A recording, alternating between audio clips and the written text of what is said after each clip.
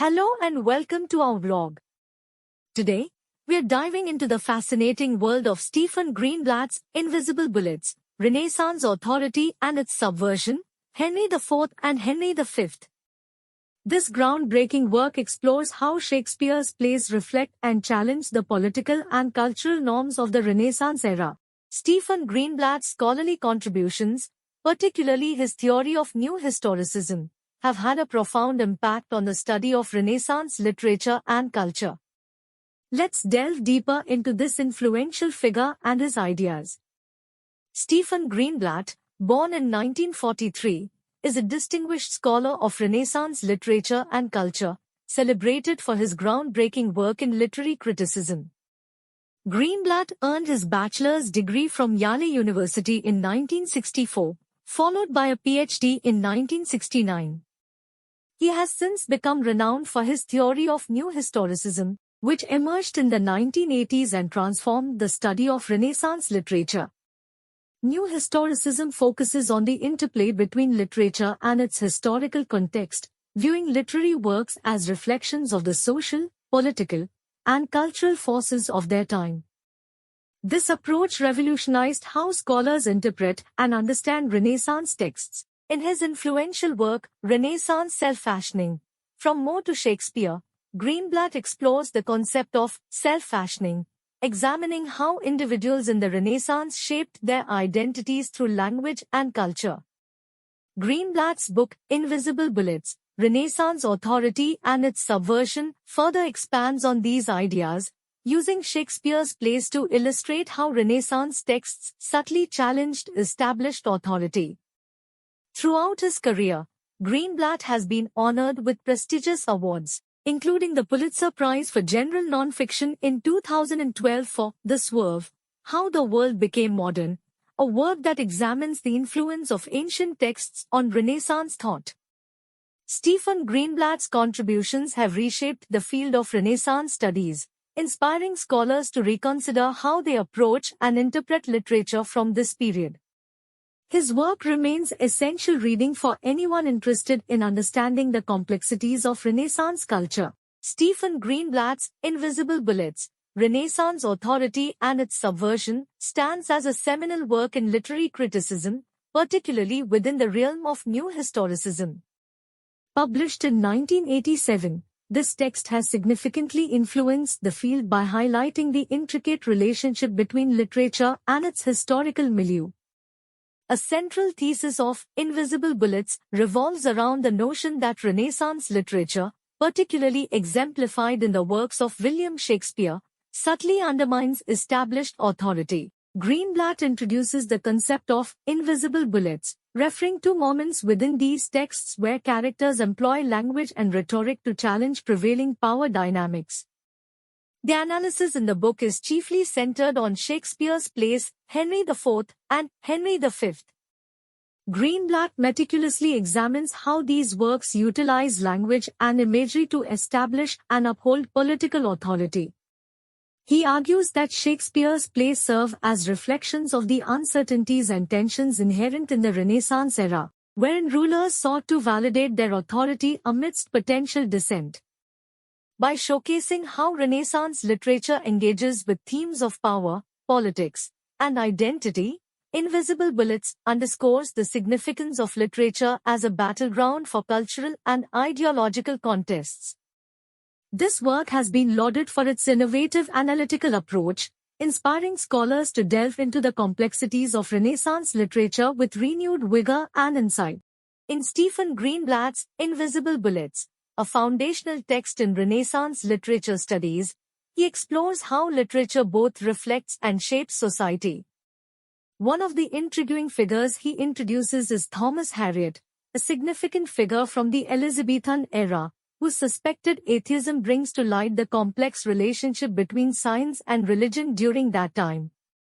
Greenblatt begins by discussing Christopher Marlowe's accusation against Harriot, highlighting how scientific exploration was often associated with atheism in Elizabethan society. Marlowe's comparison of Moses, a religious figure, to Harriot, a scientist, suggests that Harriot's work posed a challenge to prevailing religious beliefs. Despite Harriot's remarkable achievements in mathematics, cartography, and astronomy, including the creation of the first English telescope and documentation of the Roanoke colony, he faced persistent suspicion of atheism throughout his life. This suspicion was likely fueled by the perceived conflict between his scientific pursuits and religious doctrine. One particularly intriguing anecdote involves a contemporary who believed that Harriot's death from cancer somehow confirmed his alleged atheism. This perception is tied to the philosophical concept of nihilism, which denies the existence of objective truth and is often associated with atheism.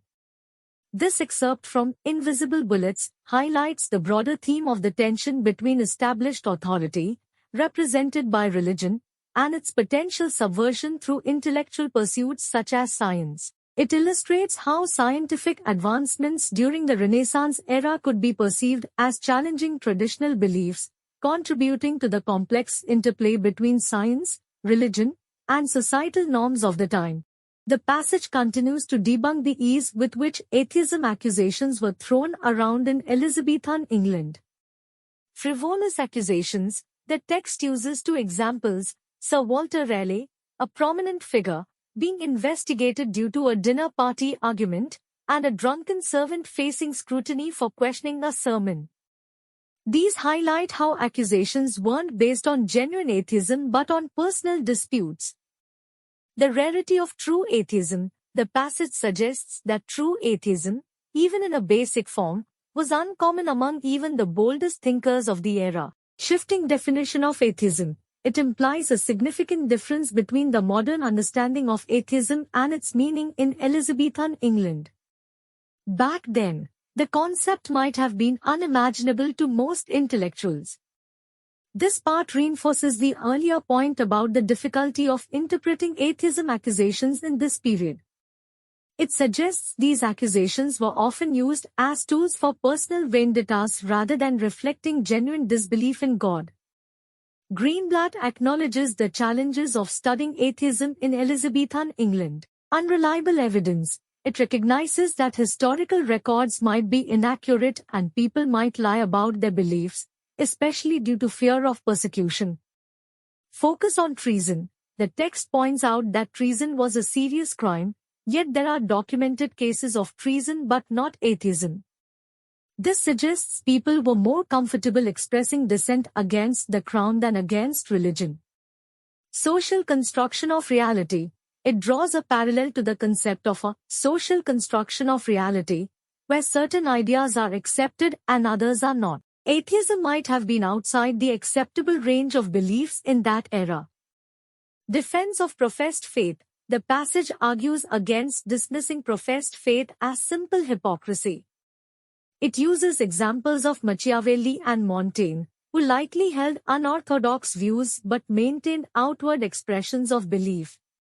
Here, the author suggests that while true atheism might have been rare or hidden, the lack of openly declared atheists is likely due to the social and political climate that discouraged such views. It emphasizes the importance of considering the context when analyzing accusations of atheism during this period. The passage offers a fascinating perspective on how atheism accusations functioned in Elizabethan England. Atheism as the other. The text argues that atheism wasn't necessarily a personal belief but a way to demonize someone different. It was a label used to mark someone as an outsider, especially during religious conflicts between Catholics and Protestants. Strategic use of accusation. The author suggests that frequent atheism accusations weren't evidence of widespread atheism but a strategy by both Catholic and Protestant authorities to consolidate power. By portraying someone as an atheist, they could discredit and marginalize them. Secular authorities' role. The passage highlights that even secular authorities used atheism accusations. The example of Justice Popham warning Raleigh against Harriot's supposed atheism shows how the threat of being labeled an atheist could be used to control behavior. Harriot as a convenient target. The text uses Harriot as an example. Despite no evidence of his atheism, he was used as a symbol of corruption to discredit Raleigh. The author suggests that even if there were no real atheists like Harriet, the authorities would have invented such a figure to serve their purposes. This section emphasizes the political function of atheism accusations in Elizabethan England.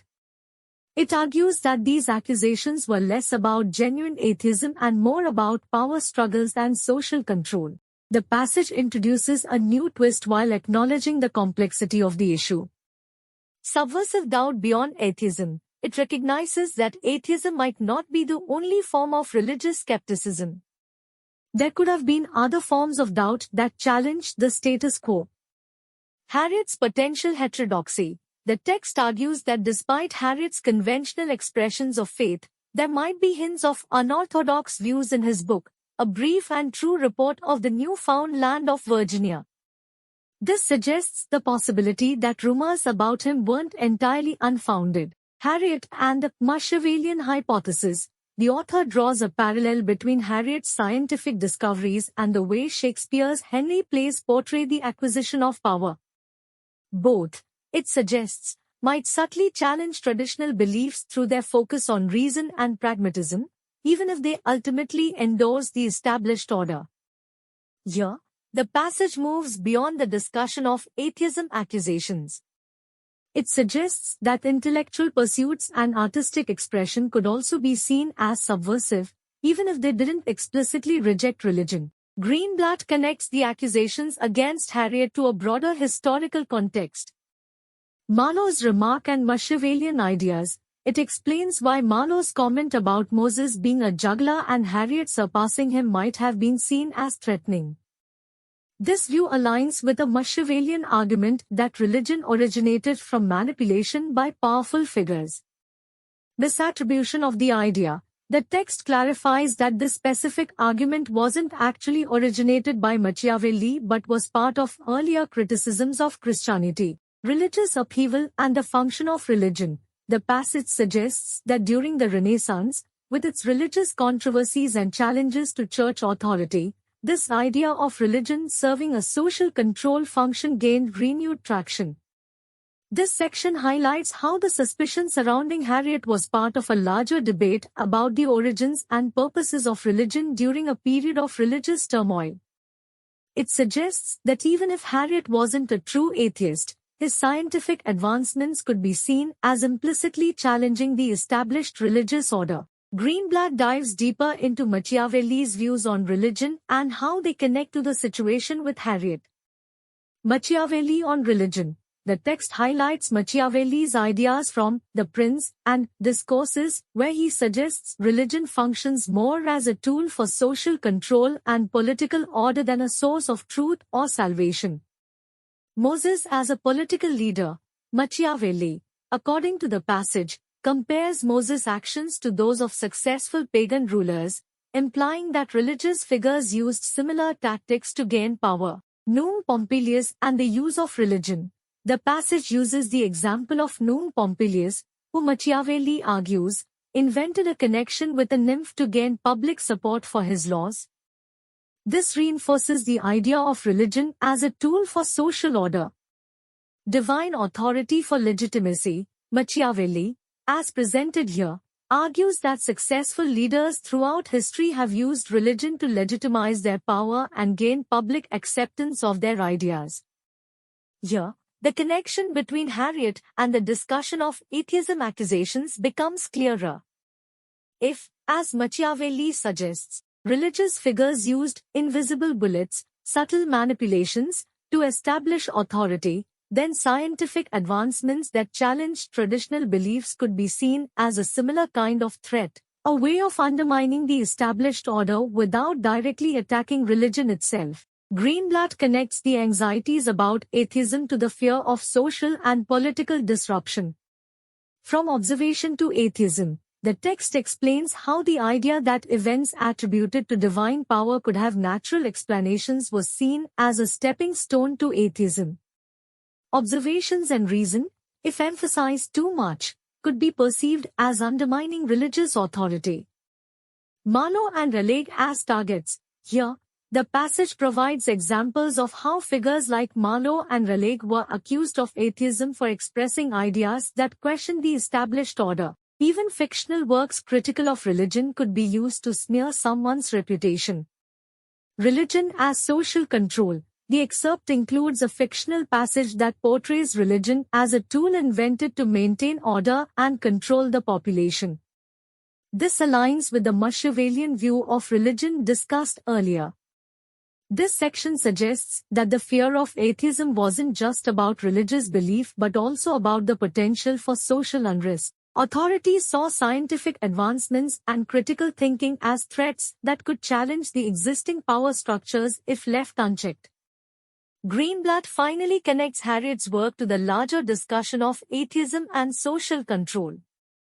Harriot's observations and the Machiavellian hypothesis. The text suggests that while Harriot doesn't explicitly express heretical views, his observations about the Virginia Algonquian people align with the ideas Machiavelli discussed.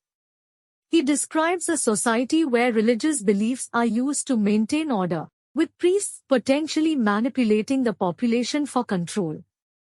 Religion and social hierarchy. Harriot highlights the difference between the common sort, who believe in the literal truth of the religion, and the priests, who might understand its social function better. This aligns with Machiavelli's idea of religion being used by leaders to maintain power. Focus on observation. The text emphasizes Harriot's focus on observation and recording details.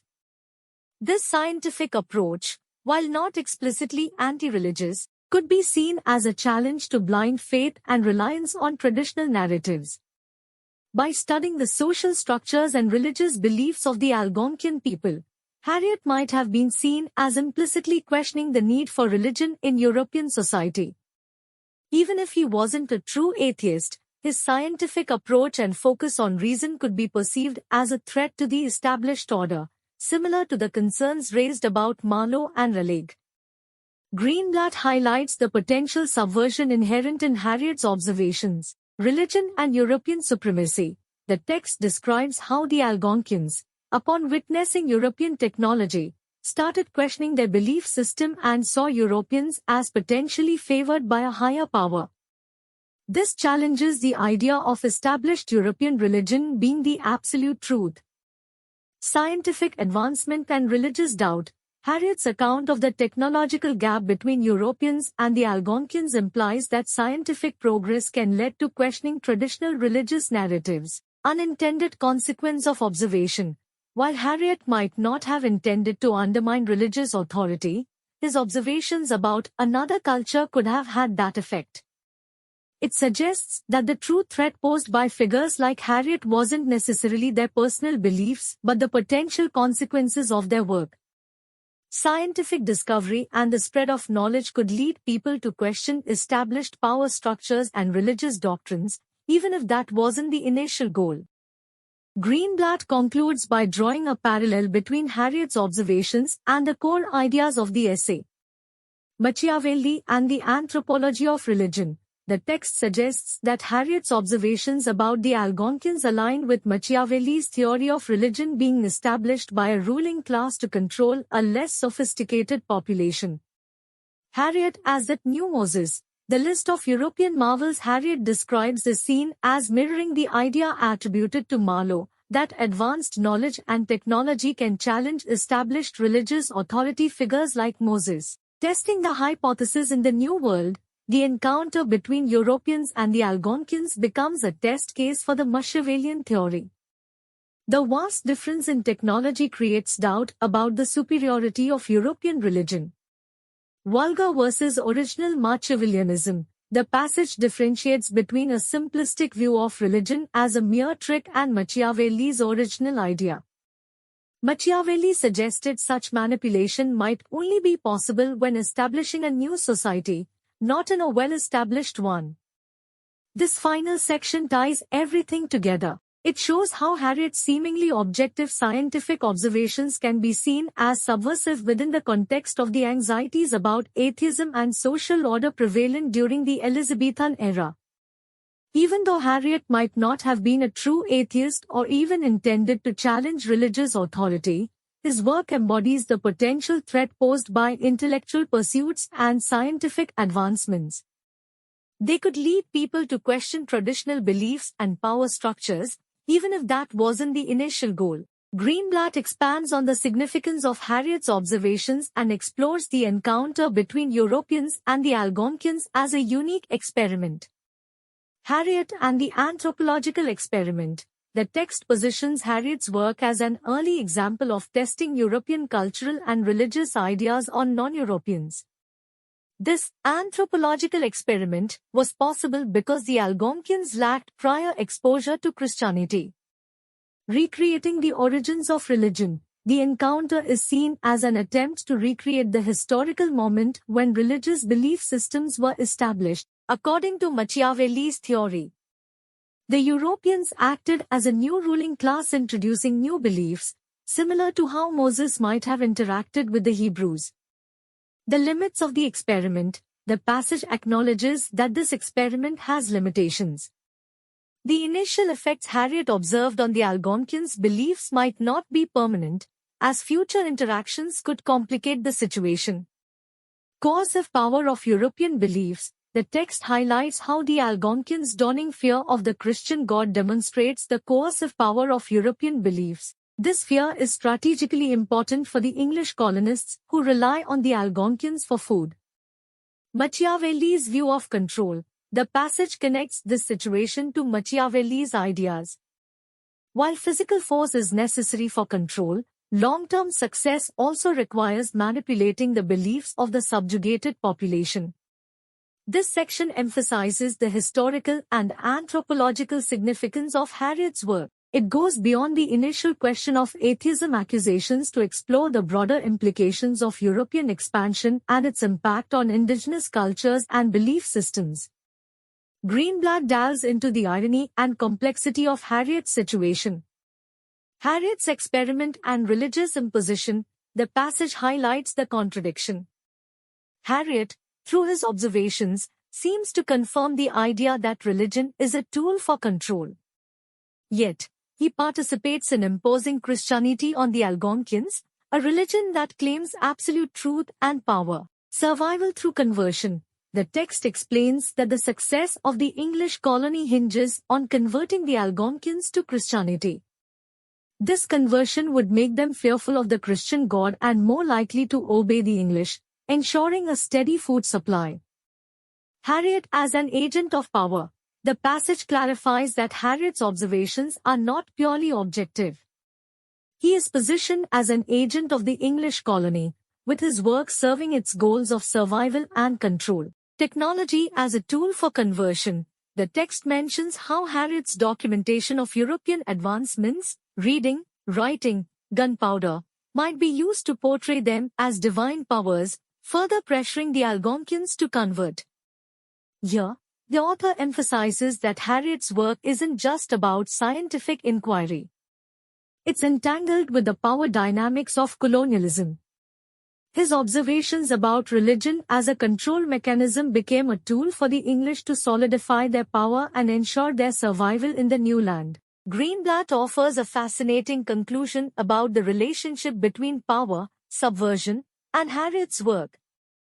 Contains subversion. The text argues that the truly subversive ideas were dangerous enough to warrant persecution, yet they were ultimately contained by the very power structures they challenged. In a way, these ideas were a product of that power. Subversion as a tool for power. The passage suggests that the colonial power structure might have even benefited from the existence of subversive ideas. The threat of atheism could be used to justify stricter control and solidify the existing order. Harriot's work and the paradox. The text argues that Harriot's observations, despite potentially containing heretical ideas, ultimately served the colonial project. Even his seemingly objective report on Virginia, a brief and true report, wasn't a neutral record but a tool to further the goals of the colony. The key takeaway here is that the relationship between power and subversive ideas is complex. Sometimes, these ideas can be used by the very power structures they challenge. Harriot's work, even though it raised questions about religion and authority, became incorporated into the colonial project. It serves as a reminder that the lines between observation, subversion, and control can be blurry, especially in contexts of colonialism and power imbalances. Greenblatt connects Harriet's work to the economic motivations behind colonization and the importance of subduing the indigenous population. Turning nature into profit, the text describes how Harriet highlights the potential economic value of natural resources in Virginia. He lists trees suitable for furniture making and other commercial uses, framing them as merchantable commodities. This focus on profit-making connects Harriet's scientific observations to the larger goals of the English colony. Dispelling famine fears, Harriet then catalogues edible plants and animals, aiming to assure readers that the colony can sustain itself and avoid starvation. This addresses a specific concern circulating in England about the colony's viability. Subduing the Indians, finally, the passage mentions the importance of subduing the Algonquian people. The author reiterates their earlier argument that religious conversion, achieved through the perceived superiority of European technology, is the key to establishing control over the indigenous population. Here, the author emphasizes that Harriet's work served multiple purposes. It wasn't just about scientific discovery or religious conversion. It was also a tool to promote the economic viability of the colony and ensure its success by establishing dominance over the native people. Greenblatt concludes the discussion about the complexities of Harriet's work and the subversiveness it might contain. Harriet's report and the confirmation. The text argues that Harriet's record, a brief and true report, confirms the Machiavellian hypothesis about religion being a tool for control. However, this confirmation might not be readily apparent.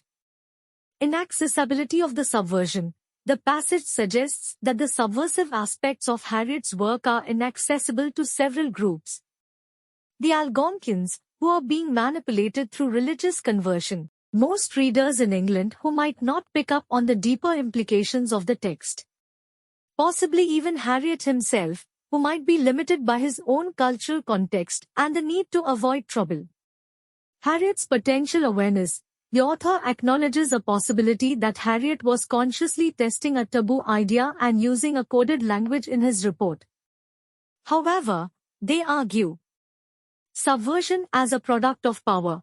The main point is that the subversive potential arises from the colonial power structure itself, not necessarily from Harriet's personal intentions. Publication and context. The fact that Harriet's report was published by a prominent figure associated with colonialism, Richard Hakluyt, further reinforces the idea that it ultimately served the colonial project. The author suggests that the subversiveness of Harriet's work is a complex issue. It's not a straightforward challenge to authority but rather an unintended consequence of the encounter between European power and a non-European culture. Harriet's observations, even if not entirely intentional, expose some of the underlying mechanisms of power and control within European society. Greenblatt offers a final caveat about the limitations of the previous conclusion. In complete containment of doubt, the text acknowledges that it might be an oversimplification to say the subversive aspects of Harriet's work are entirely contained. The fact that Harriet himself faced accusations of atheism suggests the potential danger his ideas posed. Marlowe's interpretation. The reference to Marlowe's comment about Moses being a juggler highlights how someone could interpret Harriet's account in a way that directly challenged religious authority. The Atlantic Republican tradition. The passage mentions a historical movement, Atlantic Republican tradition, that emerged partly from ideas circulating during the same period as Harriet's work. This tradition emphasized citizen participation and challenged existing power structures, including religious ones.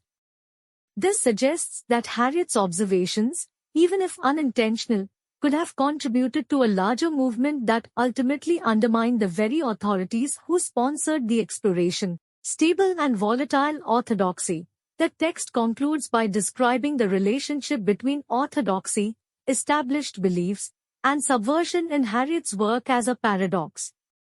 On the surface, It seems to support the existing order, but it also contains seeds of ideas that could potentially be used to challenge it. This final part reminds the reader that the impact of historical events and texts can be complex and far-reaching. Even if Harriot himself wasn't a radical trying to overthrow the system, his work could provide ammunition for those who were. The encounter between European and Algonquian cultures during the Elizabethan era had the potential to be both a tool for control and a spark for future rebellions. Greenblatt offers a final caveat about the limitations of the previous conclusion. In complete containment of doubt, the text acknowledges that it might be an oversimplification to say the subversive aspects of Harriot's work are entirely contained. The fact that Harriot himself faced accusations of atheism suggests the potential danger his ideas posed. Marlowe's interpretation. The reference to Marlowe's comment about Moses being a juggler highlights how someone could interpret Harriot's account in a way that directly challenged religious authority. The Atlantic Republican tradition. The passage mentions a historical movement, Atlantic Republican tradition, that emerged partly from ideas circulating during the same period as Harriot's work. This tradition emphasized citizen participation and challenged existing power structures, including religious ones. This suggests that Harriot's observations, even if unintentional, could have contributed to a larger movement that ultimately undermined the very authorities who sponsored the exploration. Stable and volatile orthodoxy. The text concludes by describing the relationship between orthodoxy, established beliefs, and subversion in Harriot's work as a paradox. On the surface, it seems to support the existing order, but it also contains seeds of ideas that could potentially be used to challenge it. This final part reminds the reader that the impact of historical events and texts can be complex and far-reaching. Even if Harriot himself wasn't a radical trying to overthrow the system, his work could provide ammunition for those who were. The encounter between European and Algonquian cultures during the Elizabethan era had the potential to be both a tool for control and a spark for future rebellions. Greenblatt dives deeper into the way Harriot records the Algonquian interpretations of the epidemics and how it relates to the concept of subversion. Harriot's recording of Algonquian views. The text highlights Harriot's attention to the Algonquians' explanations for the deaths, even though they contradict European beliefs. He documents their ideas about gods, spirits, and even a theory resembling germ warfare. Subversion through alternative explanations. The passage suggests that by recording these alternative explanations, Harriot might be unintentionally challenging the prevailing European narrative. Even though he might not endorse them himself, their inclusion gives voice to perspectives that contradict European dominance. Algonquian anxieties and speculations. The text describes the range of explanations offered by the Algonquians, which reveal their fear and confusion in the face of a new and deadly disease. Some see the English as gods or spirits, while others blame astrology or divine punishment. Eerily prescient prophecy. The passage mentions a particularly interesting theory, the idea of an invisible disease carried by future generations of English. This concept aligns with the modern understanding of germs and disease transmission, even though the Algonquians lacked the scientific framework to fully explain it. Here, the author suggests that Harriot's work is subversive not just because of his observations but also because it preserves alternative viewpoints. By documenting the Algonquian explanations, even if he doesn't agree with them, he allows these perspectives to exist within the larger narrative of European exploration and colonization. This inclusion, even if unintentional, can be seen as a challenge to the dominance of European knowledge and worldview. Greenblatt wraps up the discussion about subversion in Harriot's work and the encounter with the Algonquians. Illusion of equality in narratives. The text describes how recording the various explanations, including the one about invisible germs, creates a temporary illusion of equality between the European and Algonquian narratives. For a brief moment, it seems like all ideas are being considered on the same level. Provisionality of meaning. The passage suggests that by including these diverse viewpoints, Harriet's account makes the meaning of events seem uncertain and open to interpretation. This challenges the idea of absolute truths or a single dominant narrative. Subversion through multiple perspectives. The author argues that this openness to multiple perspectives is a subversive element in Harriet's work. It undermines the idea that European power and knowledge are absolute. Self-destruction of dominant narrative. The text highlights the irony that the dominant European explanation, disease as punishment, is ascending the groundwork for its destruction by acknowledging the possibility of alternative explanations, like the germ theory. Here, the author concludes by suggesting that Harriet's work, even though it might reflect the power dynamics of colonialism, also contains seeds of subversion. By documenting the encounter with the Algonquians and their explanations, Harriet creates a space for doubt and challenges the idea of absolute European dominance. This encounter, though unequal in terms of power, foreshadows the potential for future challenges to European authority and its worldview. Greenblatt offers a complex answer to the question of why power allows subversive inquiries to exist within its records. Here are the key takeaways. Power's internal contradictions. The text suggests that power structures aren't always perfectly unified. Different parts of the same system might have conflicting goals. In a colony, documenting potential threats, like subversive ideas, might be seen as necessary for maintaining control, even if it contradicts the goal of suppressing those ideas. Power and vigilance. The passage argues that power thrives on being aware of threats. Recording subversive ideas allows those in power to be vigilant and take steps to counter them. Power and definition by difference. The text suggests that power structures define themselves in opposition to what they are not. Recording alternative viewpoints helps solidify the dominant perspective by highlighting what it is not. However, the passage then uses Harriet's work as a case study to complicate this idea. Power, recording, and control. The text argues that in Harriet's case, recording the Algonquian explanations for the deaths, even though they challenge the European narrative, is part of the process of controlling them. By documenting their culture, the English can better understand and manipulate them. Momentary subversion and ultimate domination. The passage describes the recording of these alien voices as a temporary disruption or illusion of plenitude, existence of multiple viewpoints. Ultimately, however, this subversive element serves the dominant power, English, by allowing them to categorize, discipline, and control the Algonquian culture. Testing subversion through control. The text circles back to the earlier point about testing the subversive hypothesis on religion. Here, the recording of alternative explanations allows the English to both test the idea that religion is a control mechanism and use religion itself to further control the Algonquians. The author suggests a complex relationship between power and a recording of potentially subversive ideas. Power structures might allow such records for various reasons, but ultimately, they often serve to solidify the dominant narrative and reinforce control. Harriet's work, despite offering glimpses of the Algonquian perspective, becomes a tool for the English colonial project.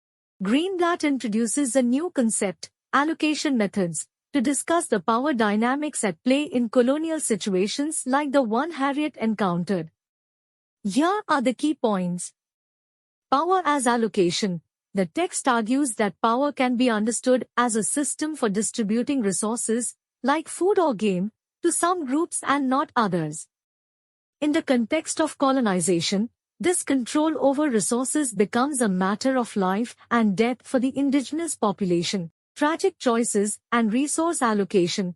The passage mentions a study by Calabresi and Bobbitt about how societies deal with difficult decisions about allocating scarce resources. These decisions often involve sacrificing some ideals to maintain order. Coping mechanisms and shortcomings. The text suggests that societies develop various strategies, a game of successive moves, to manage these difficult choices. However, any such system will eventually expose its limitations. exposing flaws through operation. The passage argues that the very act of enforcing a particular allocation system, like the colony relying on Algonquian food, will inevitably highlight its flaws and limitations. This is because the system itself might contradict the supposed moral principles it claims to uphold. This concept adds another layer to the understanding of power and subversion in Harriet's work. The English control over resources like food creates a power imbalance that the Algonquians are forced to navigate. While the English might frame their actions in moral terms, helping to convert the Algonquians, the reality is that their dominance is based on controlling essential resources. This system of allocation, however, also exposes its limitations. The Algonquians themselves acknowledged this by attributing the deaths to the English presence, highlighting the contradiction between the rhetoric of benevolence and the reality of dependence. Greenblatt delves into a specific example from Harriet's work to illustrate the concept of exposure when established ideologies confront new situations. Here is the breakdown. Wingina's request and the established ideology. The text describes Wingina, the allied Algonquian chief, approaching the English. He believes the Christian God is causing the deaths and requests the English to use their God as a weapon against their enemies. This situation challenges the comfortable, moral value associated with the Christian God, who is supposed to be benevolent. English response and maintaining control. The English refuse Wingina's request. They offer an explanation that maintains control over the narrative. They claim God works in mysterious ways but wouldn't target a specific enemy tribe. They also suggest God would be more receptive to prayers for harmony, reinforcing their agenda of peaceful conversion. Exposure of contradictions. The passage argues that this exchange exposes the limitations of the English ideology. While they claim a benevolent God, they are unwilling to use him for violence unless it serves their own goals, harmony and conversion. This contradicts the supposed universality of God's goodness. Here, the encounter between Wingina and the English highlights the fragility of the dominant ideology. When faced with a situation that doesn't fit neatly into their established narrative, Christian God as benevolent, the English have to resort to justifications that expose the potential for manipulation and self-interest within their belief system. This again connects to the concept of subversion. Even though the English maintain control in this instance, their response reveals the cracks in their supposedly moral justification for colonialism. Greenblatt wraps up the discussion about the encounter between Wingina and the English, connecting it to broader themes of colonialism and ideology. The problem with moral justifications. The text argues that the unsettling aspect of the English response isn't that it's evil but that it's presented as morally correct and logical. They use religious justifications to mask their self-interest, desire for control and conversion. Self-validating ideology. The passage describes Renaissance political theology as a system that can explain any event, even contradictory ones, in a way that reinforces its authority. This totalizing character makes it difficult to challenge the underlying power dynamics. Disillusionment with power.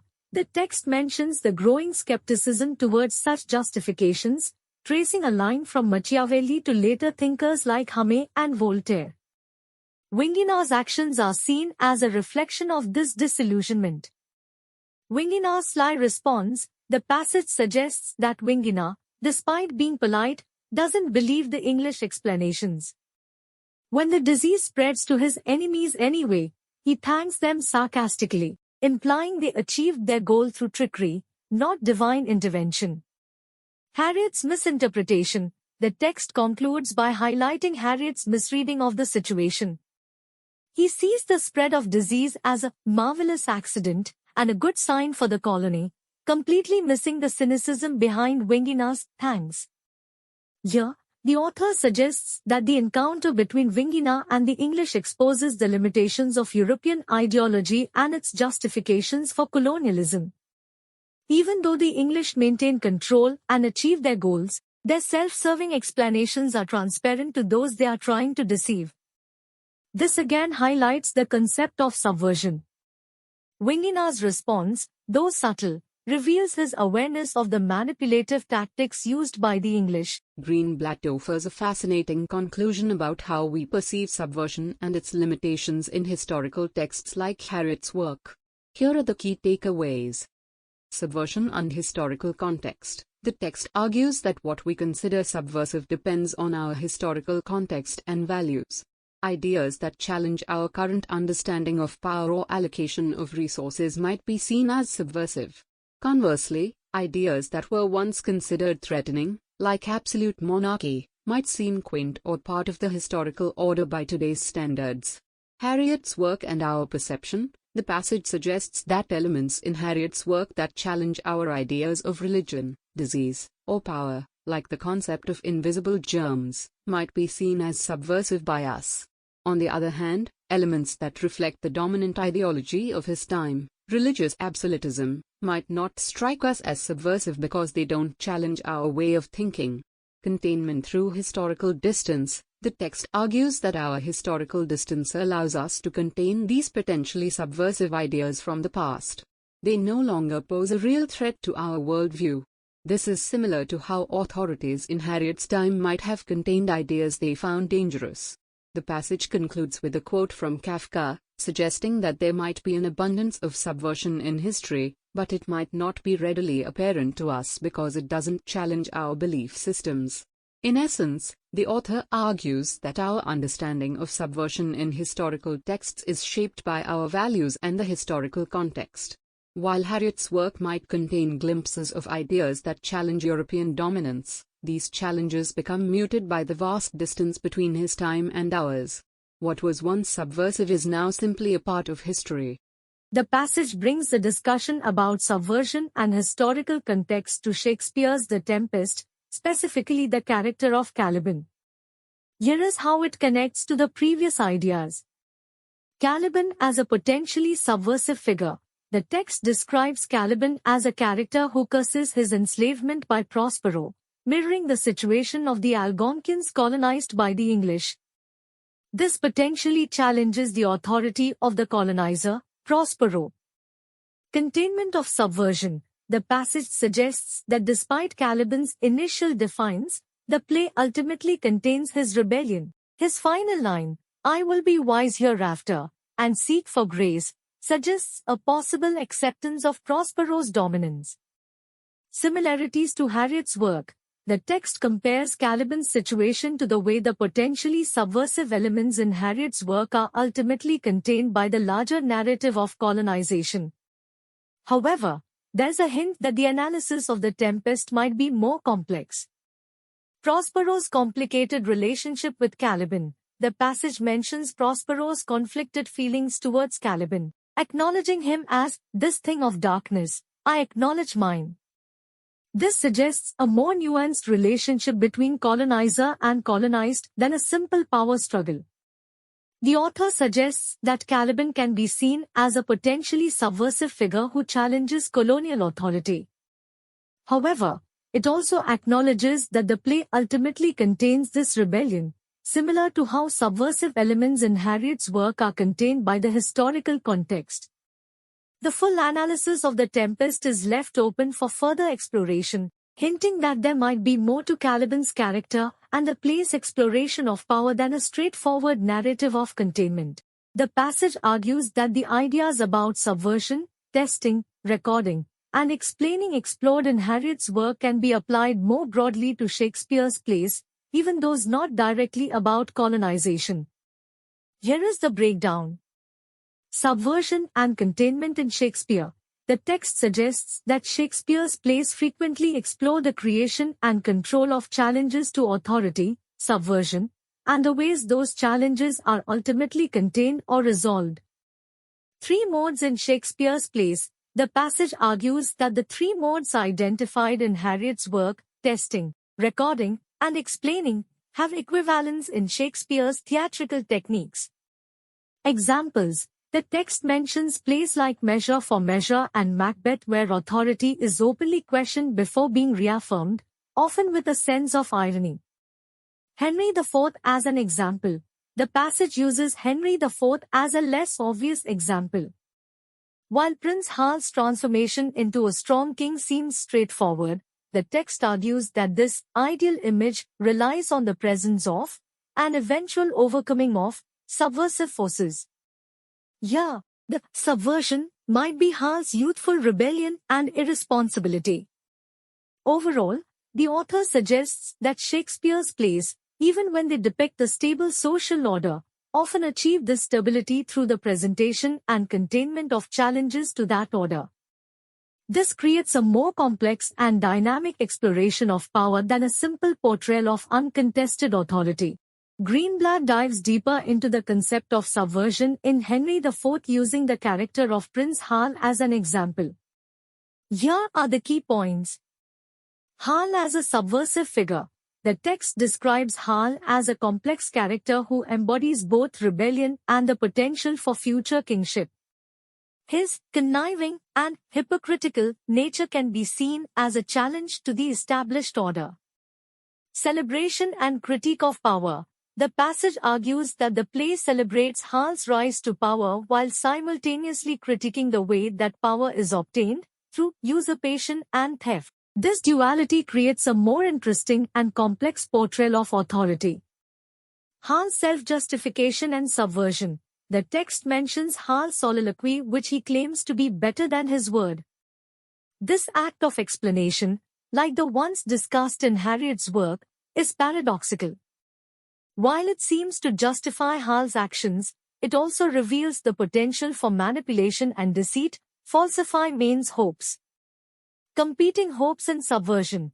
The passage suggests that Hal's soliloquy raises questions about loyalty, trust, and the possibility of absolute power. Our hopes and expectations about friendship and leadership are challenged as we see the potential instability beneath the surface of Hal's transformation.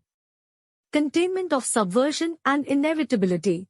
Despite the potential for subversion in Hal's character and the play's exploration of competing claims to power, the text argues that Hal's rise is ultimately inevitable. His redemption is presented as an ongoing process and an essential part of the play itself. Here, the author suggests that Henry IV explores subversion through the character of Hal. While Hal embodies rebellion and challenges the current order, the play ultimately ensures his transformation into a powerful king.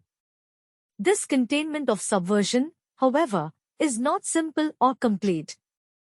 The play constantly reminds the audience of the violence and manipulation that underlie Hal's rise to power, creating a more nuanced exploration of authority and its attainment. Greenblatt extends the discussion of subversion in Henry IV to the play's use of recording different voices, specifically through the character of Falstaff and his company. Here is how it connects to the earlier ideas.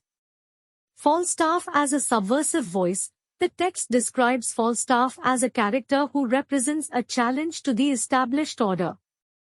His lifestyle and associates are traditionally seen as subversive elements in Elizabethan society. Containment through Hal. The passage argues that Falstaff's potential for subversion is ultimately contained by his association with Hal. Falstaff's company is used by Hal to bolster his image and solidify his claim to power. Aesthetics and justification. The text suggests that Falstaff's aesthetic value, his humor and entertainment, justifies his inclusion within the play, even though he represents subversion. This containment is similar to the way potentially subversive elements were contained within Harriet's work.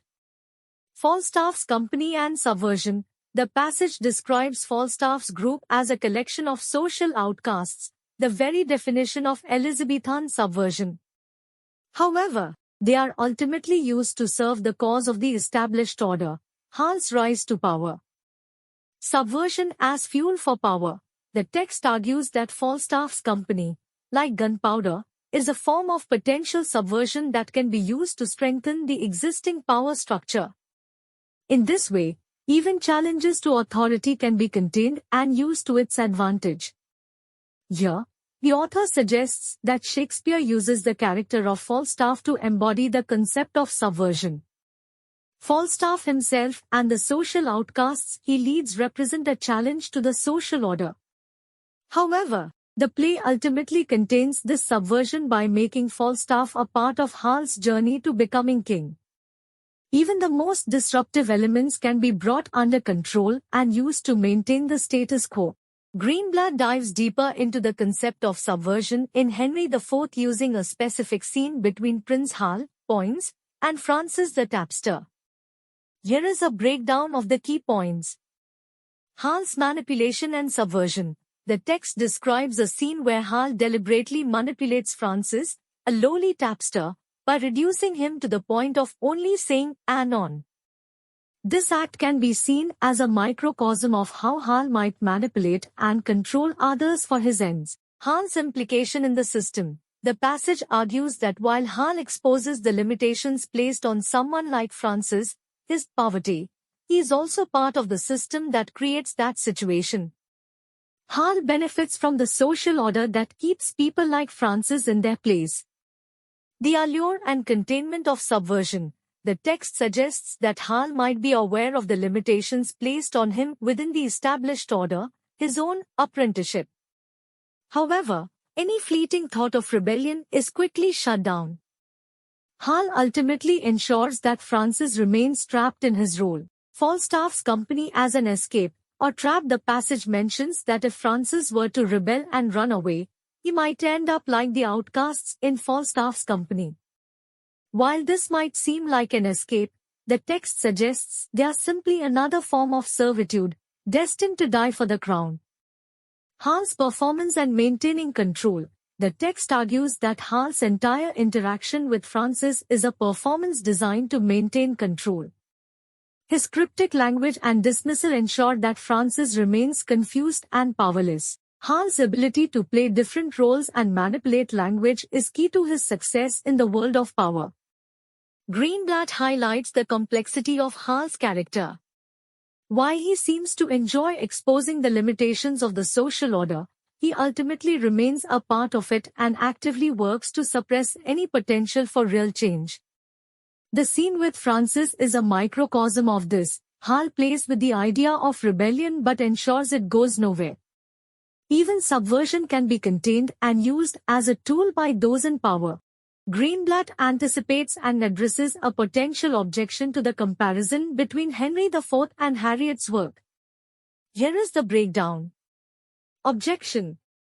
Shakespeare's goals versus Harriet's. The text acknowledges a possible objection that Shakespeare's play is for entertainment, theatrical values, whereas Harriet's work has a practical colonial purpose. Shakespeare's theatre and social context. The passage argues against the idea that Shakespeare's theatre existed in a vacuum. The theatre itself was a social event and would have reflected the social and ideological forces of the time. Art and drama cannot be entirely separate from the society that produces them. Social influences on art and vice versa. The text suggests that social forces, shared ideas, authority figures, shape art, but art can also influence and reshape those social forces. There is a two-way flow of influence between art and society. The author defends the comparison between Henry IV and Harriet's work by arguing that both works are shaped by, and contribute to, the social and ideological context in which they were created. Even though Shakespeare might have had different goals than Harriet, both works participate in a larger conversation about power, control, and subversion. Greenblatt delves into the relationship between art and society, and how art endures over time. Here is a breakdown of the key points. Art and social context. The text argues that even though art is seen as separate from everyday communication, this distinction is created by society itself. Artworks absorb and reflect the social context in which they are created. Art's enduring power. The passage mentions Bakhtin's idea that art can survive the social conditions that produced it, whereas everyday communication often becomes meaningless over time. This is because art absorbs and transforms social elements into something more permanent. Art and social relevance. The text argues that art's ability to be enjoyed by audiences from different times and places doesn't mean it's irrelevant to its original social context. Art always reflects the society that produced it.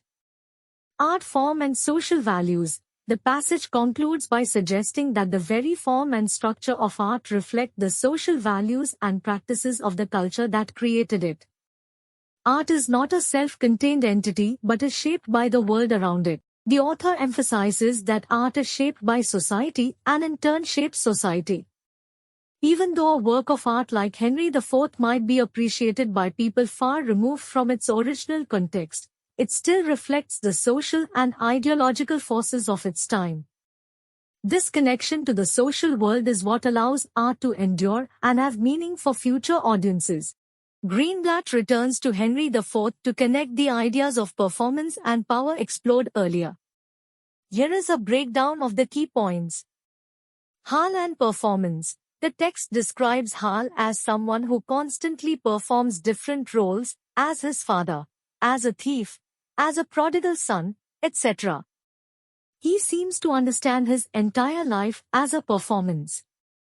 Shifting roles, not rejecting performance. The passage argues that even when Hal claims he will be more himself, he doesn't abandon performance altogether. He simply replaces one role, prodigal son, with another, powerful king. Hal's manipulation and power.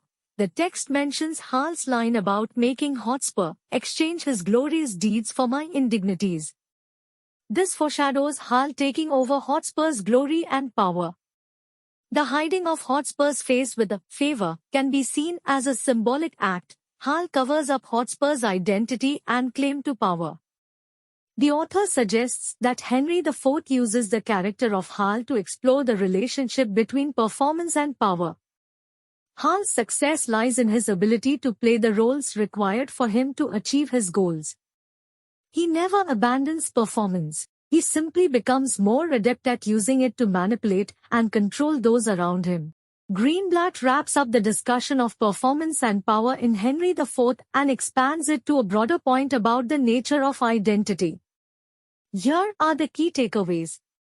Performance and power. The text argues that performance is not something separate from power. It's one of the main tools powerful people use.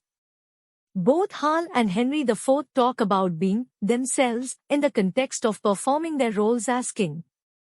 Natural identity versus performance. The passage suggests that the play questions the idea of a natural, authentic self. Being oneself might simply mean playing the role expected of you in your social position.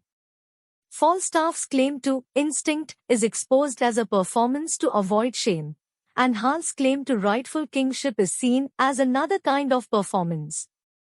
Legitimacy through performance. The text concludes by suggesting that both Hal and Falstaff's claims to royalty and bravery respectively are ultimately performances.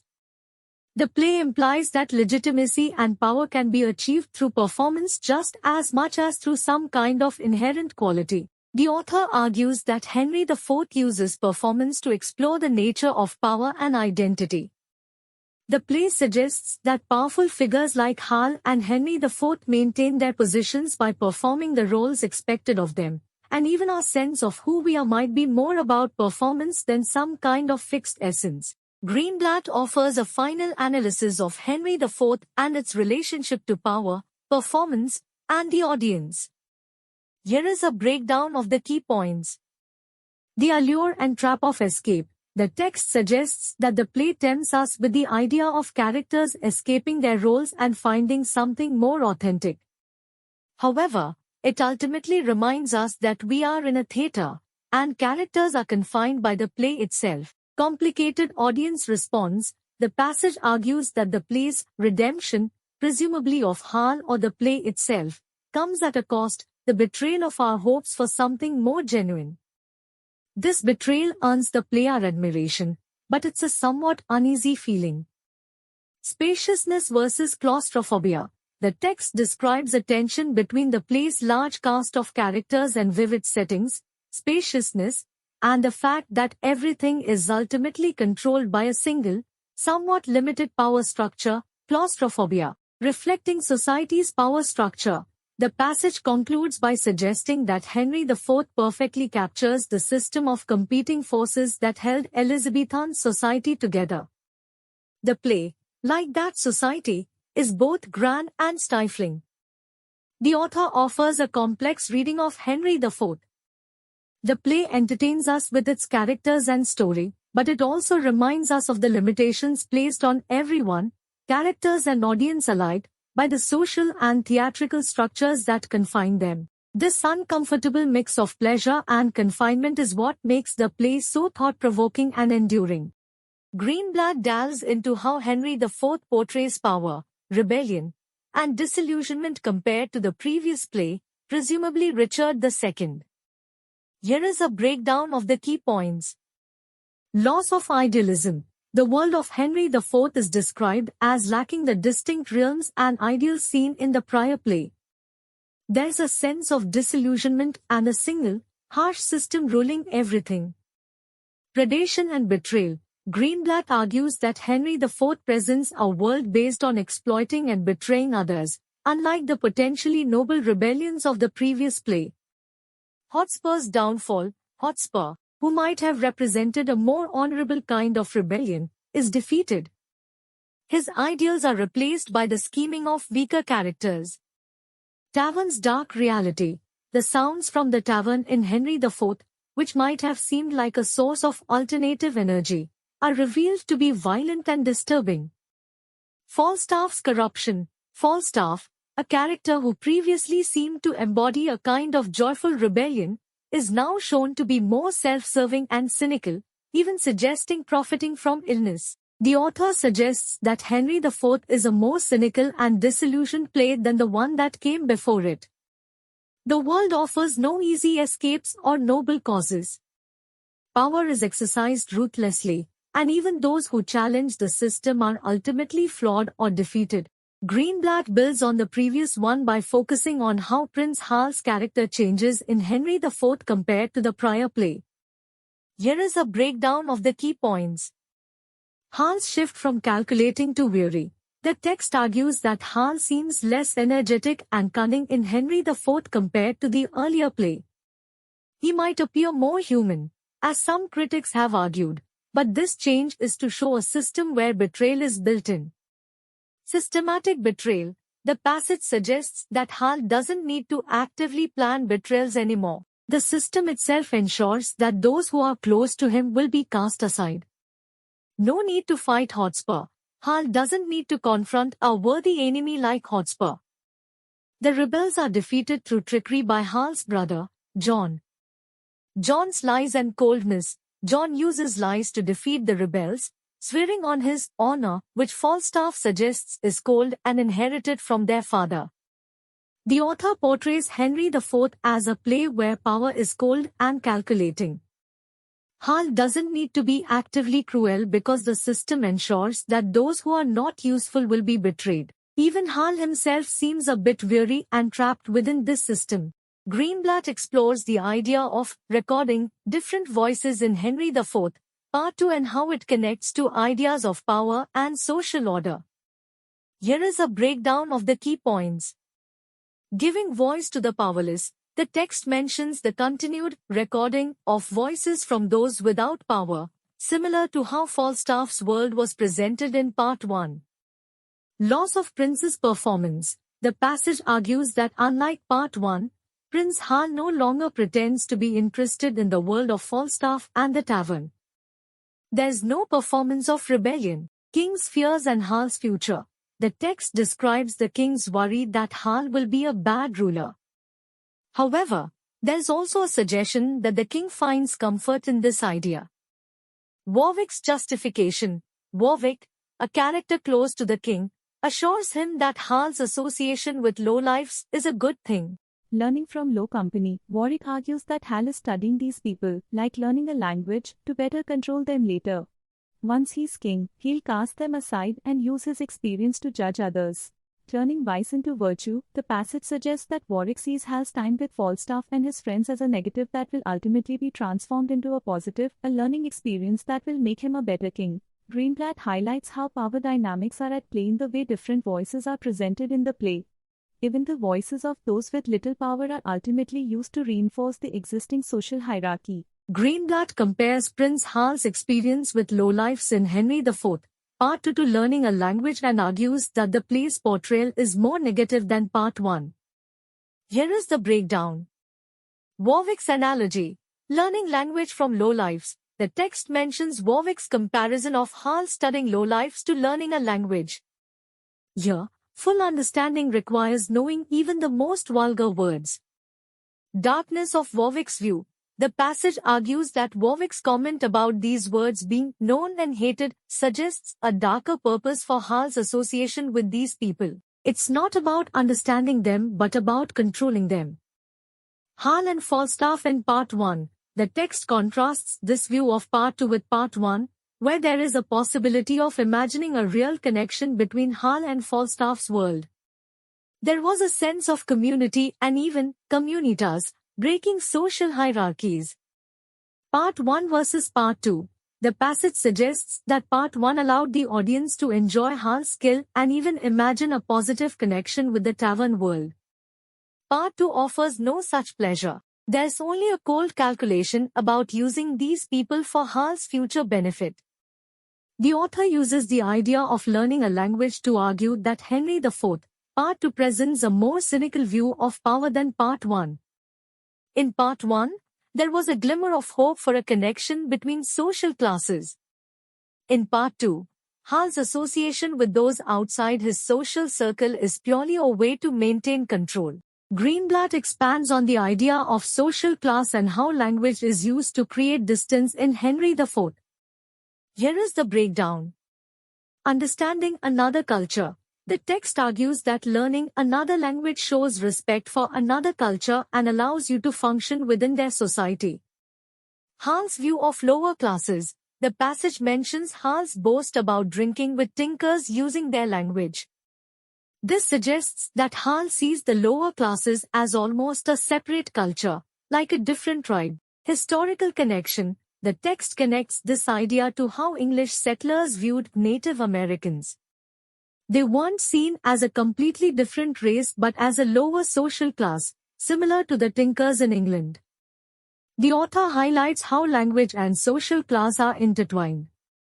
Hal's way of speaking about the lower classes reinforces the social hierarchy and creates a distance between him and those who are less fortunate.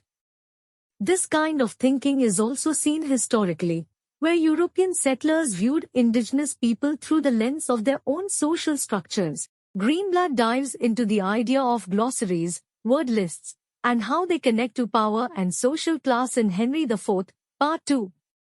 Here is a breakdown. Hal's learning versus control. The text argues that unlike learning another culture's language for understanding, Hal, according to Warwick, is using his experience with lowlifes to control them. Sinister glossaries. The passage mentions real-life glossaries from the 16th century that documented the language of criminals and vagabonds. These glossaries were not meant to understand these groups but to control them. Harman's deceptive methods. The text uses the example of Thomas Harman's book, A Caveat for Common Cursitors, which claims to document the language of criminals. Harman used deception, money, promises of anonymity, to get information and then published it to help authorities punish these people. Greenblatt connects the way Hal learns about lowlifes in Henry IV, Part 2 to real-world practices of using language and information to control marginalized groups. Just as Harman's glossary was used to identify and punish criminals, Hal's, as described by Warwick, is a way to gain power over the lower classes. Greenblatt dives deeper into the idea of trickery and deception in the context of 16th century glossaries about criminals and vagabonds. Here is a breakdown of the key points. Accuracy of glossaries. The text questions whether the glossaries, like Harman's, accurately reflect the language used by criminals. They might be more like collections of stories or jokes.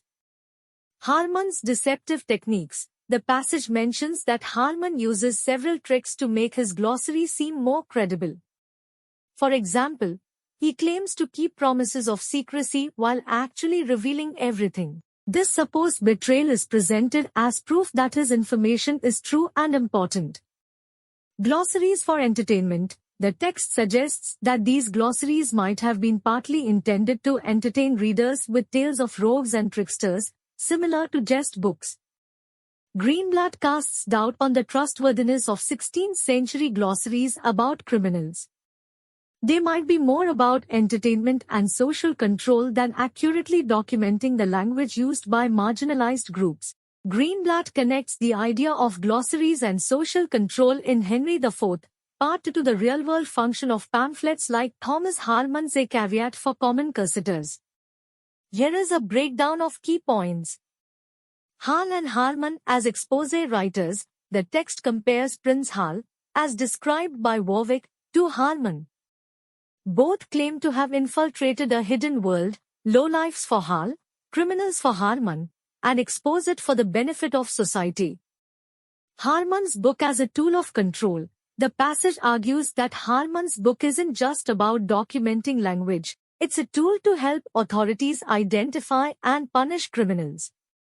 Printing allows for wide dissemination of information about these groups. Technology and social control.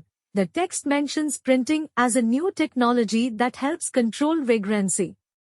The pamphlets can be easily updated to include new information about criminals, and their wide distribution allows people to recognize these figures before they can commit crimes. Harman's fabrications. The passage suggests that some of Harman's stories, like the printer catching a criminal, might be exaggerated or even invented. They serve to make the book more exciting and emphasize the power of the printed word. Literalizing power. The text argues that Harman uses stories like the printer catching a criminal to make a metaphorical point. The book itself becomes a tool for hunting down and controlling vagrants.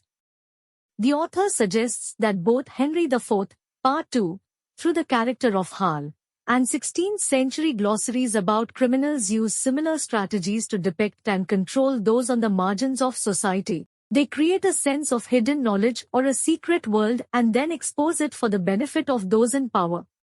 This reinforces the social hierarchy and allows authorities to more easily identify and punish those who challenge the existing order. Greenblatt wraps up the discussion of social order, morality, and deception in Henry IV, Part 2. Here is a breakdown of key points. Law of the jungle. The text suggests that the play reveals a harsh reality. The powerful prey on the weak. However, it doesn't simply endorse this idea. Shakespeare's subversion. The passage compares Shakespeare to Thomas Harman. Just like Harman didn't truly support vagrants, Shakespeare doesn't glorify the eat or be eaten idea. Instead, he shows how actions that seem to challenge authority actually reinforce it. Morality through deception. The text argues that the play shows how moral values like justice and order are maintained through acts that seem like their opposites, betrayal, chaos. An example is Hall's rejection of Falstaff, which seems cruel but strengthens the new king's authority. Falstaff's sacrifice. The passage suggests that Falstaff, who represents a kind of rebellion against order, is sacrificed to preserve the state. Hall's rejection of him becomes a symbol of the new king's commitment to following the rules, even if those rules seem harsh. Sorting the good from the bad. The text mentions a critic's view that the play separates good people who support the state from bad people who resist it. Lancastrians and betrayal. The passage argues that the play portrays the Lancastrian state, which is supposed to be the good guys, as being built on broken promises and deceit. This is similar to how Thomas Harman used deception to expose vagrants. Shakespeare's choices. The text suggests that Shakespeare could have written a more positive play about the state, but he chose to show the darkness involved in creating a new political order. Entertainment and dark history. The passage concludes by observing that the audience is entertained by this dark history, even though it reveals the state's reliance on violence and dishonesty. Final transformation. The text concludes by mentioning Hall's transformation into a formal king. This transformation is complete because he severs ties with Falstaff, the embodiment of the chaotic and rebellious world he leaves behind. The author argues that Henry IV, Part 2 offers a complex view of social order. The play exposes the darkness and hypocrisy that can be used to maintain power, but it doesn't offer a clear alternative. The audience is left to grapple with the idea that order might rely on a foundation of immorality. Greenblatt compares the portrayals of kingship in Richard III and Henry IV, Part 2. Here is a breakdown of key points. Richard III's weakness. The text mentions King Richard from an earlier play.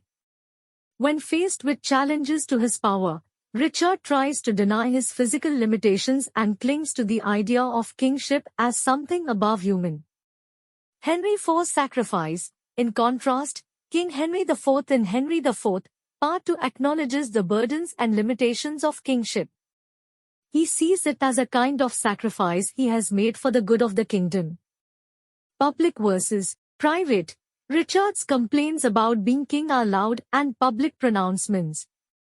Henry's, on the other hand, are quiet and introspective. Legitimacy through struggle. The passage suggests that Henry's struggles and sacrifices are part of what make him a legitimate king. He has suffered for the crown and understands its weight. The author argues that Henry IV, Part 2 presents a more grounded and complex view of kingship than Richard III.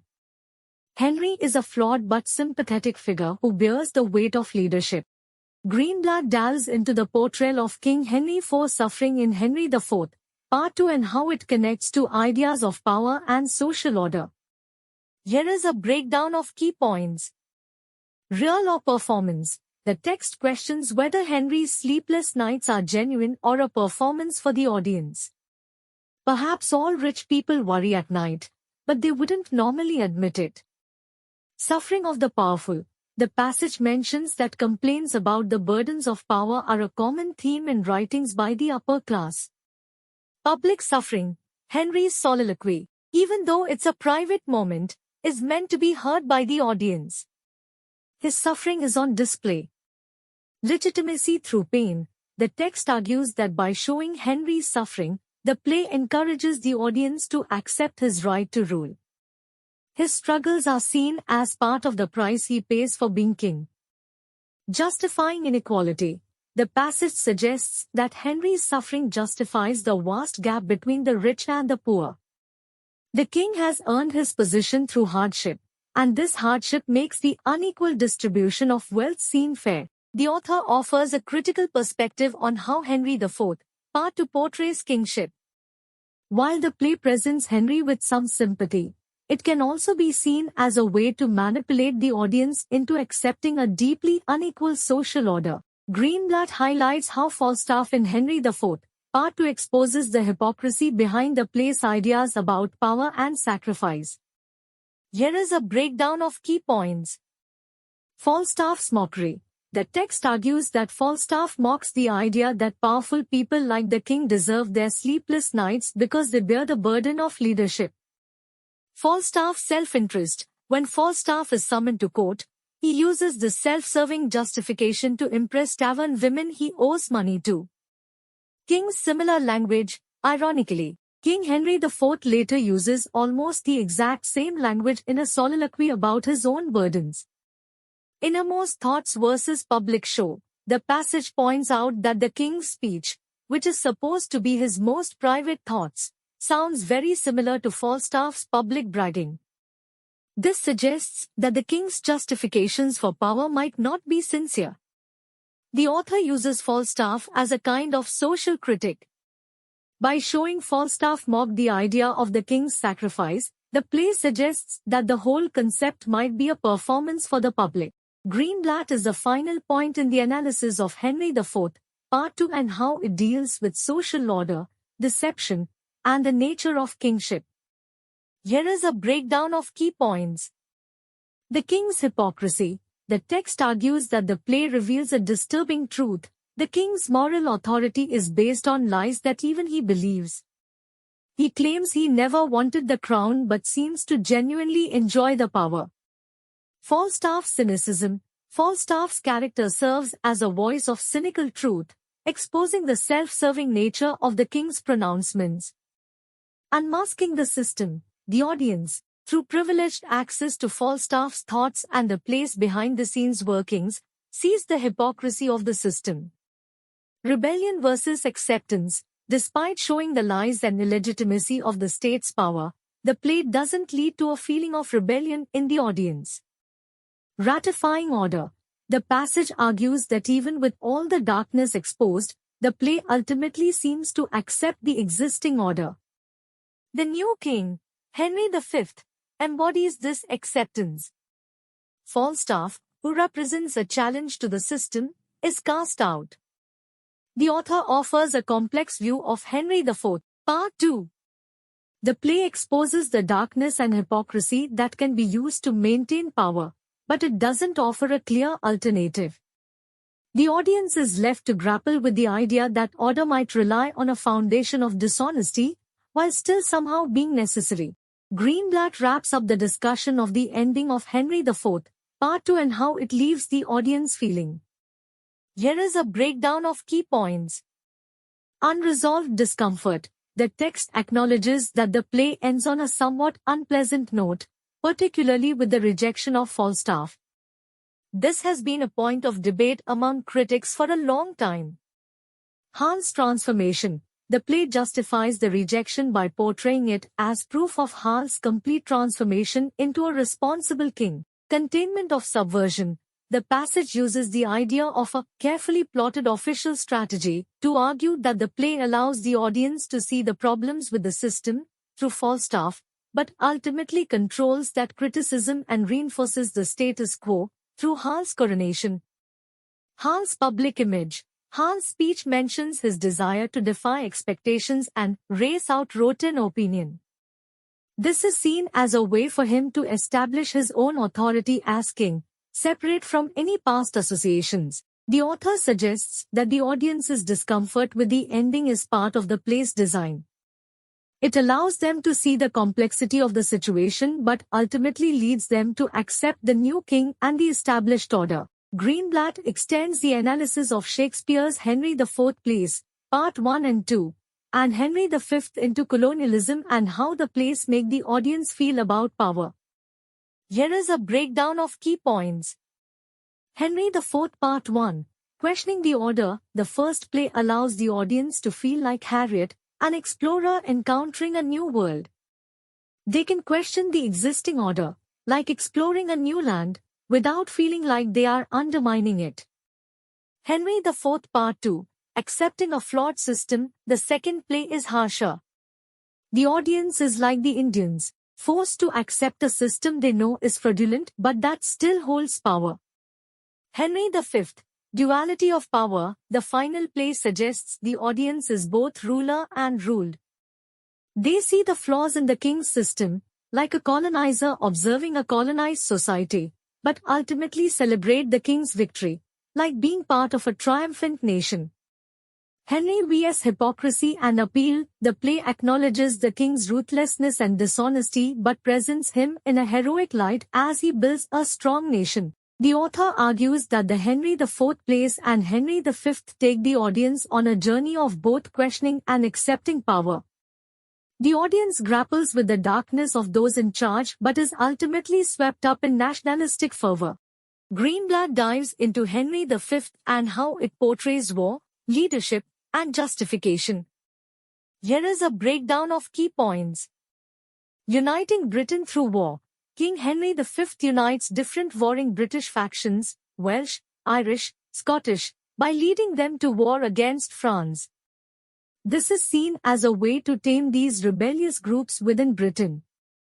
Justifying war through lies. Henry justifies the war against France with a long explanation of his claim to the French throne. This explanation is elaborate but ultimately self-serving. Doubting the reasons, the text points out that the reasons given for the war are suspect. The Archbishop explains it as a way to help the church financially, and Henry blames the French for any suffering caused by the invasion. King's suffering versus public suffering. Henry claims that kings also suffer, but this seems less important than the suffering of the many caused by the war. Disparity between king and soldier. The passage mentions a scene where soldiers anxiously await battle. This contrasts with Henry's later speech about how civilians sleep soundly because the king protects them. The play suggests the king may be out of touch with the true costs of war. The author argues that Henry V exposes the hypocrisy of war and the ways leaders can manipulate justifications for conflict. The play allows the audience to see the human cost of war even as it celebrates a military victory. Greenblatt offers a final thought on how Henry V portrays kingship and war. Here is a breakdown of key points. King's glory despite doubts. The text acknowledges some recent criticism that sees the play's praise of King Henry V as ironic or subversive. Doubts enhance power. The passage argues that the play's moments of doubt about the king and the war actually make him seem more powerful. These doubts are not immediate threats but create a kind of tension that adds drama to the play. Differing criticism. The play allows for criticism of the king and his actions, but it does so in a way that doesn't take effect until later in history. The audience isn't supposed to rebel right away. Modern relevance. The passage suggests that in the modern world, it's difficult to do a performance of Henry V that truly undermines the king because audiences no longer have the same kind of power to challenge monarchy. Doubt creates drama. The play's doubts about the king are ultimately a way to make the story more interesting, not a way to dismantle the idea of a powerful king. Straightforward praise for the king would be boring. The author argues that Henry V is a complex play that both glorifies and critiques kingship. The play's doubleness allows it to entertain audiences while also offering a more critical perspective on power. Greenblatt dives into the role of the audience in creating the image of the king in Henry V. Here is a breakdown of key points. Audience fills the gaps. The text argues that the play presents a gap between the ideal king and the reality. The audience is invited to fill this gap with their imagination, making the king seem more magnificent than he might be in real life. Identification with power. By imagining themselves as the king, the audience becomes more invested in the play and the idea of a strong leader. King as performer. The passage mentions the prologue's opening lines, which compare the play to a grand spectacle where the audience is like royalty. This creates a sense of shared power between the king and the audience. Limitations of theatre versus power of imagination. The play acknowledges that it cannot literally make the king into a god, but it can inspire the audience to imagine him that way. Audience creates kings everywhere. The text suggests that this dynamic of the audience creating the image of the king isn't unique to theatre. People imagine and invest power in real-life leaders as well. Challenge breeds desire. The play's awareness of the limitations of kingship actually makes the audience want to create a powerful king even more. The author argues that Henry V is a play about how audiences participate in creating the image of a powerful king. The play itself might show the flaws in the system, but it also creates a space for the audience to use their imagination to glorify the king and the idea of monarchy. Greenblatt connects the portrayal of kingship in Shakespeare's Henry V to ideas of Elizabethan power and theatre. Here is a breakdown of key points. Understanding power through theatre. The text argues that to understand how Shakespeare portrays King Henry V, we need to look at how Elizabeth ran her court. Both Shakespeare's play and Elizabeth's reign relied on a kind of theatre to create a sense of power. Elizabeth's power came from grand public displays of her glory and the punishment of her enemies. She didn't have a large police force or bureaucracy, but she did have the power of performance. Modern power versus Elizabethan power. The passage contrasts Elizabethan power with modern power. Modern power relies on things like police and schools, and it's often unseen. Elizabethan power was all about being visible and creating a public image. Theatre as a model for power. The text argues that Elizabeth's court functioned a bit like a theatre. The queen was the performer on stage, and the people were the audience. There was a sense of awe and distance between the ruler and the ruled. The author suggests that Henry V reflects the way Elizabeth ran her court. Just like Elizabeth, King Henry uses public performance and spectacle to create a sense of his own power and authority. Greenblatt wraps up the discussion of Elizabethan power, theatre, and Henry V. Here is a breakdown of key points. Subjects as audience. The text argues that the people are like an audience in a play when it comes to their king. They are expected to be impressed and absorbed by the performance of power, but not to interfere. King's performance of power. The play portrays kingship as a kind of performance. The king acts out his role for the benefit of the people, and the people give his performance meaning through their attention and imagination. Paradox and subversion. The play Henry V explores the contradictions and complexities of power, but this critical perspective is ultimately contained within the play itself. It doesn't lead to a real challenge to the king's authority. Uniqueness of Elizabethan power. The passage argues that this way of using theatre to create power is specific to Elizabethan England. In other cultures, the relationship between ruler and ruled might be different.